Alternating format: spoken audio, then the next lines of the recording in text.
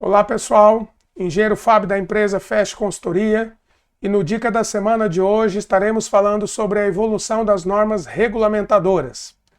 As normas regulamentadoras do Ministério do Trabalho e Emprego, elas foram editadas e publicadas pela Portaria número 3.214, em 8 de junho de 1978.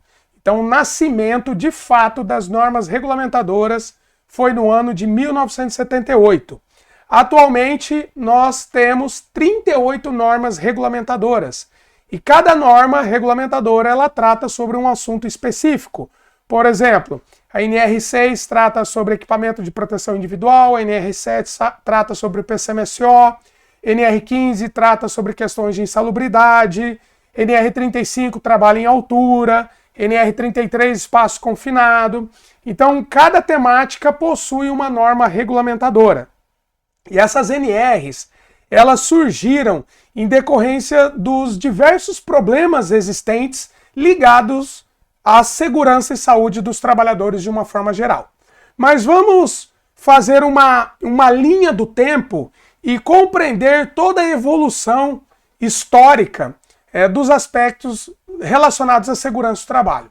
Então, desde a época dos primórdios, o homem primata, ele precisava se alimentar. E nesse período, ele utilizava basicamente a caça e a pesca.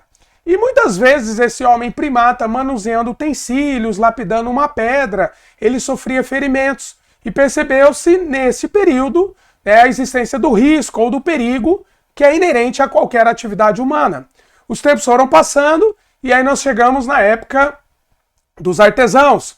Então os artesãos eles também aprendiam pequenos ofícios em oficinas extremamente rústicas, precárias, e também sofriam acidentes de trabalho.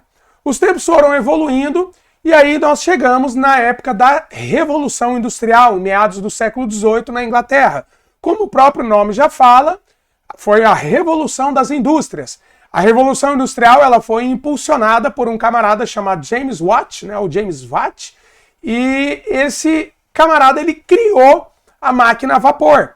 E essa máquina a vapor ela começou a ser empregada nos processos industriais, nos processos de fabricação, e a partir desse emprego da máquina a vapor, começaram a também surgir os problemas decorrentes de acidentes, de mortes no ambiente de trabalho.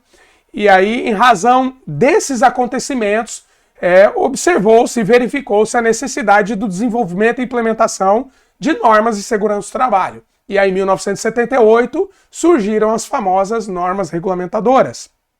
Então, como eu disse anteriormente, hoje nós estamos com 38 normas regulamentadoras. E essas normas elas passam por uma evolução constante. Então, elas estão sempre sendo modificadas, alteradas. E é importante salientar que existe uma comissão tripartite, uma comissão de 3 partes, de 3 lados, que desenvolvem e implementam essas normas regulamentadoras. A fiscalização ela é feita pelo Ministério do Trabalho e Emprego. No entanto, na prática, a gente observa que outros órgãos, como Vigilância Sanitária, alguns outros órgãos de fiscalização, Conselho Regional de Engenharia e Arquitetura, o CREA, acabam também buscando aí o cumprimento dessas normas regulamentadoras.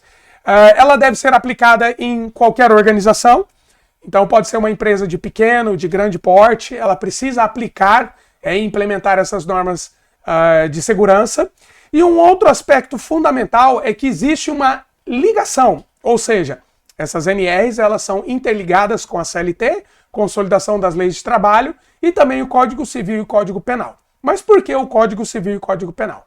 Vamos citar, por exemplo, a norma regulamentadora de número 35, trabalho em altura. Então essa norma ela estabelece que qualquer atividade acima de 2 metros do piso com risco de queda deve-se adotar medidas de segurança envolvendo o trabalho por queda de diferença de nível. Então, desenvolver projetos de ancoragem, projetos de linha de vida, que aí tem que ser projetado por um engenheiro mecânico. Eu sou engenheiro mecânico de formação, nós desenvolvemos esses projetos esses projetos aqui na FEST Consultoria, medidas administrativas, medidas de ordem individual, enfim, você precisa ter medidas de segurança. E aí vamos supor que o trabalhador está desenvolvendo um trabalho em um telhado de 10 metros, e esse trabalhador,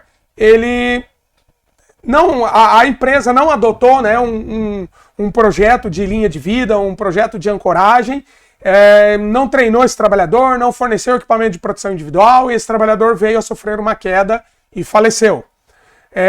Existe a questão das responsabilidades que estão amparadas no Código Civil, que é a responsabilidade civil, que vai ser atribuída à empresa. Então, nesse caso da responsabilidade civil, isso pode gerar uma indenização. Então a gente pensa em responsabilidade civil, personalidade jurídica, é o CNPJ da empresa. E se for comprovado culpa, vai gerar indenização. E a responsabilidade criminal tem a base no Código Penal, que aí nesse caso seria a pessoa física. Então quem pode ser responsabilizado criminalmente pela morte desse trabalhador? O técnico de segurança, o engenheiro de segurança, o diretor da empresa, o encarregado, o supervisor. Aí vai depender muito das circunstâncias desse acidente e do desenrolar do processo. Por isso que as normas regulamentadoras, elas têm uma estreita ligação com o Código Civil e Código Penal.